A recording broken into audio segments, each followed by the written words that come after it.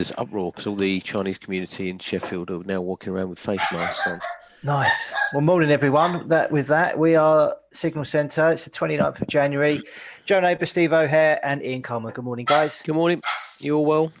Yeah, just some yappy dogs in the background. Sorry about that. That's okay, mate. So, Ian, you were saying there's some people walking around Sheffield with face masks on. The Chinese community are. Oh, okay. Yeah. Is there a big Chinese community up there then? There's London Road. There's about, I don't know, there must be about 15, 20 Chinese restaurants. Wow. So it's not bad, but we get hundreds and hundreds, probably thousands actually, sounds better, of Chinese students, Sheffield Uni. Oh, okay. So have they been forced to wear them, or they just they're doing it on their own back. All right, okay. Just coming back from their jollies, aren't they? so they've all been eating bat soup and stuff like that, and then they've flown back in. But there's a lot of purpose-built Chinese accommodation in town, and it's all for the university. They're actually like tower blocks, where they shove those units in. Oh yeah, the student units. They've got like 250 students a block. There's loads of them. Loads of them. My mum works in a doctor's surgery, and she was telling me this morning that all the local hypochondriacs were coming in with a bit of a sniffle, wondering if they had the coronavirus. Oh, my son Charlie's got it. Is he? Oh, definitely. Yeah. Fun times ahead. Anyway, let's have a look at how we did yesterday. So we did our gun to the head challenge. Ian sold US dollar, Canadian dollar. Steve bought the DAX and I bought sterling Oz. Steve and I were both stopped, unfortunately, but Ian won out on the day with a 1.7R win on US dollar CAD to claw back a little bit into the overall standings. So neck and neck on that one. And only a small dip in the overall P&L yesterday. So overall, we're still looking in good shape and ready for another crack at it today. Okay. So, Ian, have you got anything for us? I'm just going to go for the dollar index. It's Fed tonight in the FOMC minutes meeting. And I think we're going to get a correction down in the dollar. So that's what I'm going to be looking at. I'm going to share my screen. The messy charts. This one is the monthly. This was a Marabuzzo level from October, and it's continued to cap any sort of rallies that we've had, and it's also pivotal over here. So getting up close towards that level. If we go to this chart, which is a daily chart, this offers an overall bullish bias, but as I mentioned yesterday, we had a 50% fib here at 98.01, and we've posted a doji style candle. Although we're seeing an uptick this morning, I think that is the first 5 waves completed. We'll dip lower before the next rally to the upside. Obviously high risk going into FOMC, but risk reward is quite nice. This chart here, not looking for a massive move. This is the 4-hour chart. I'm just going to break it down into shorter time frames. So down to the 30 minutes first. Got a 161.8% fib here, where we've just seen a reaction this morning. We've got bespoke support down here at 97.65. If I expand it a little bit, if I take that first wave formation, he says, from there, it's not far off 261.8% to that 97.65. So I'm looking for that move to the downside. Like I said, it's a bit of a coin flip anyway on FOMC, but a tight stop. Trying to get a 6R, 5R. Get in there. That'll do. So 98.06 aiming for 97.65 with a 98.14 stop. Okie doke. Good luck. Ta. Steve, do you want to go or shall I have a look? Yeah, you go. Does that mean you haven't got anything yet? Absolutely. I am taking a look at FTSE 100 today. This is the hourly chart. From what I can see, there's a head and shoulders that's formed on that. And we broke down at the start of the week on Monday. And yesterday we recovered back towards the neckline of that pattern. It's around 7,500. In terms of the fibs, from the right shoulder down to the reaction low, we have a 38.2 at 74.86, and above that a 50% at 75.16, and we appear to have reversed just in front of that this morning. We're posting a doji candle, a long-legged doji candle as it stands on the 60-minute chart.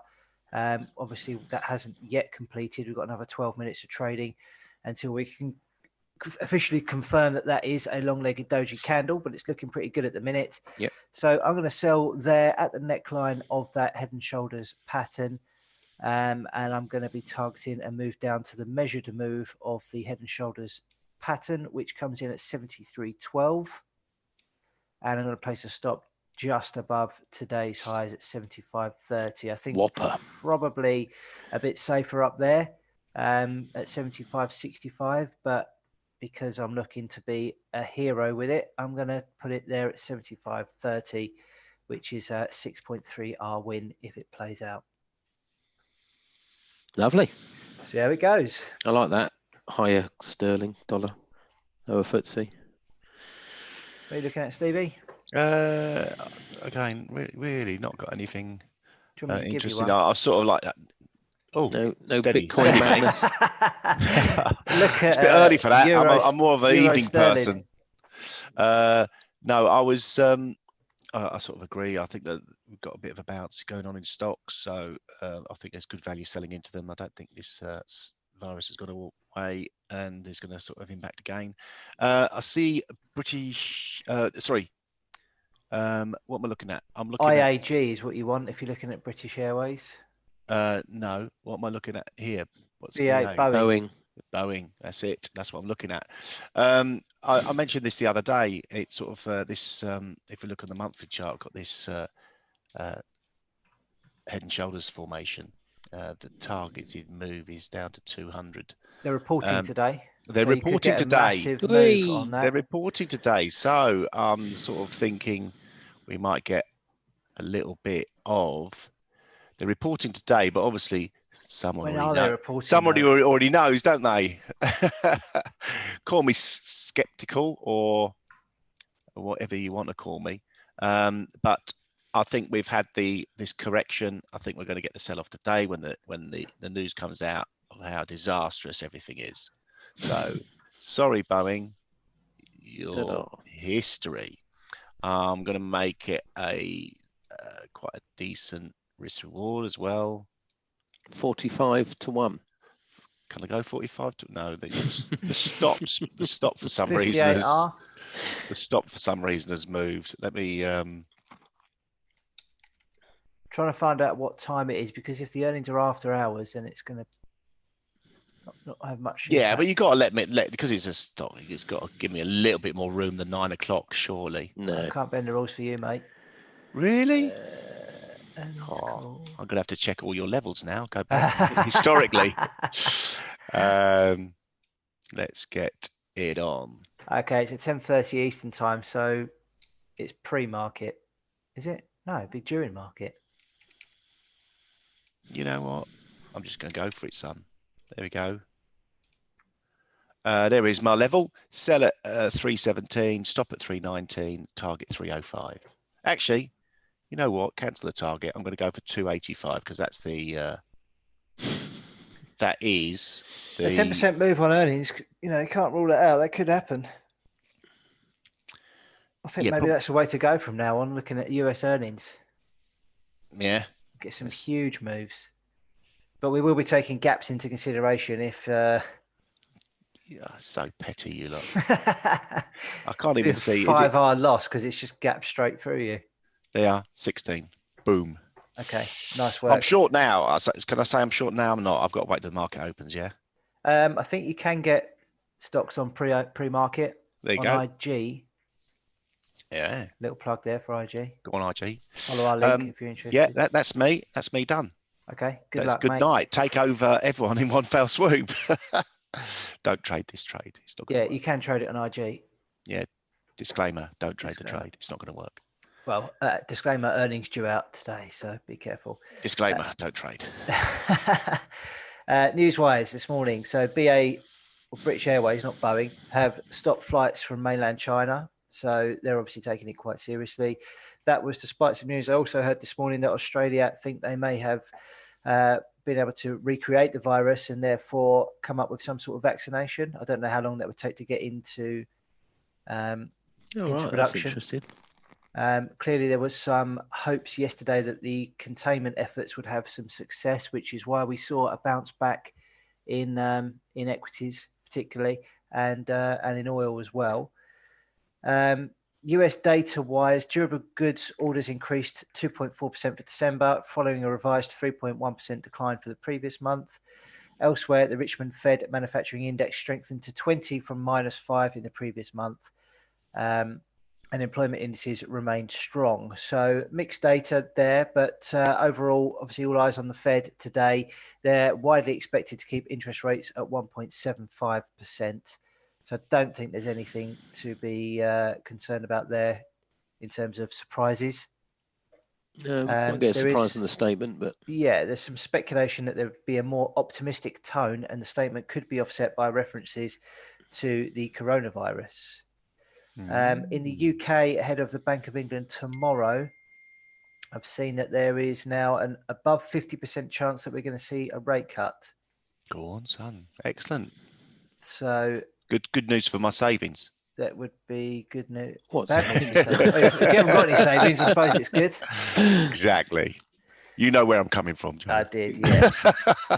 Double twisting there. Yeah. So trade a break in sterling tomorrow then. Yeah.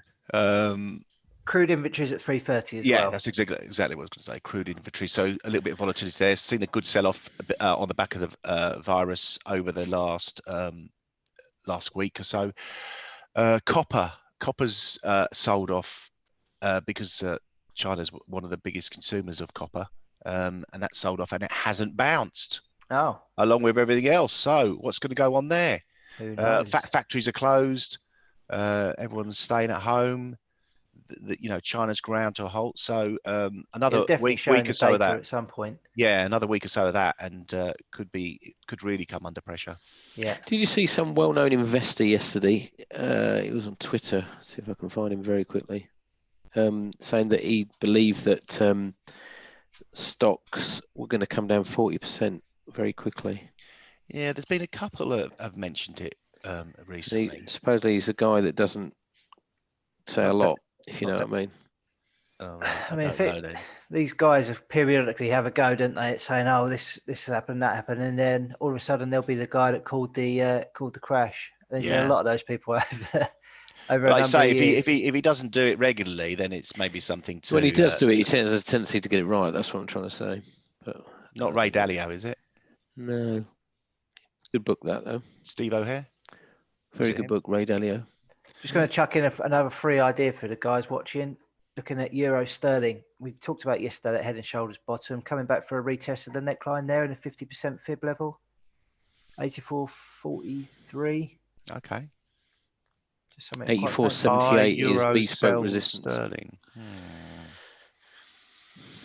Yeah. Interesting. Yeah. Well, I mean, yeah. Obviously, with the chances of a rate cut, maybe there. Maybe they're pricing that in now. It's a big wedge as well, I think.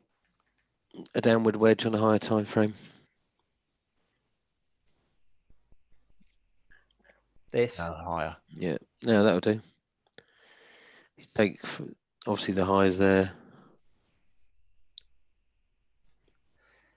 Yeah. Let's see. Okay, that pretty much runs it up, does it? I don't think we've got anything else to add. Nope. Lovely. Good luck to everybody in your trades, and we'll catch you soon. Yeah, have a good one. Cheers. Cheers. Bye.